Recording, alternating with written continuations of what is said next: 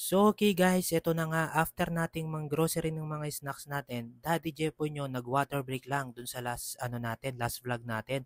At dali-dali ko na nga aayusin tong mga to guys para tuloy-tuloy lang tayo at walang masayang na oras. At ayan na nga guys, inumpisahan ko na, mapapansin nyo naman tuloy-tuloy lang tayo guys. At hindi tayo susuko sa kahit na anong pagsubok. Napaka-basic lang naman ito. Ang dami pang bang sinabi Daddy Jepoy.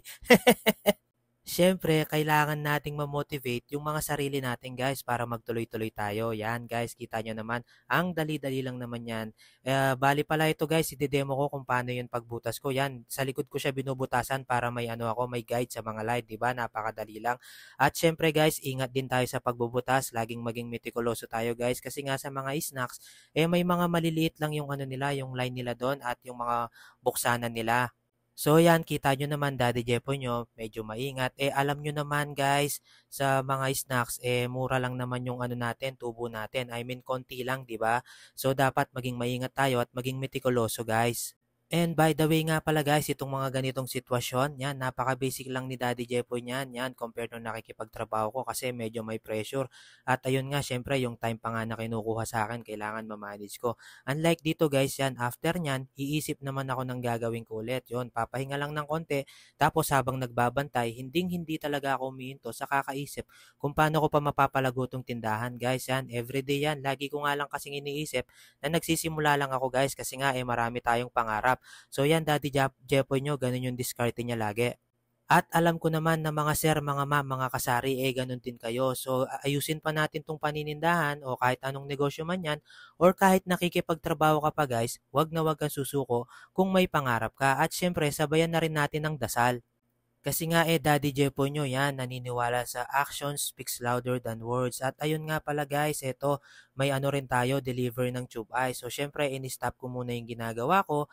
At kailangan unahin natin yung tube ice kasi nga baka malusaw to guys, mawala naman yung tinda natin. At eto nga guys, yun, natapos ako dun sa huling sinabi ko bago ako magano ng tube ice, yung action speaks louder than voice. Yan, ako guys, nakikita nyo naman, hindi lang puro salita, gumagalaw din ako. Walang mangyayari sa buhay natin kung puro lang tayo salita, yan, 'di ba? At syempre, sabayan din natin ang galaw yan, guys, para marami tayong magawa. Lagi tayong productive sa negosyo natin, yan, 'di ba? Ang sarap lang talaga sa feeling, guys, na nagagawa ko tong mga ganitong bagay, na ma-manage ko yung time ko, at syempre, lagi ko pang kasama yung family ko. Kaya sobrang pasasalamat ko talaga kay Lord. So yan guys, meron pa pala tayong mga stock na pansit canton. Ito, dinisplay ko na rin para mabilis ang bentahan na yan. And ayun guys, meron din pala akong biniling candy. Yan, pandagdag dito sa display natin kasi halos ubos na rin guys. At mapapansin nyo guys, Daddy Jepo nyo, di ba? Tuloy-tuloy lang. Ang sarap talaga sa pakiramdam. Ayun, di ba? So tuloy-tuloy lang tayo mga kasari. Wag po tayong susuko. Halos patapos na ako dito guys. Papakita ko yung before. Halos yan, bumili rin pala ako ng diaper, pantay lang ng konti guys. So yan, di ba? Pawisan na naman yung likod ni Daddy Jepoy. So yan pala yung before ko guys, napaka-konti na lang laman.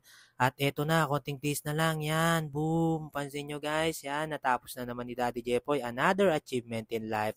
Sarap tignan sa eyes niyan, yan, panghakot ng mga customer. So yun lamang guys, patapos na ako talaga dito, yun lang.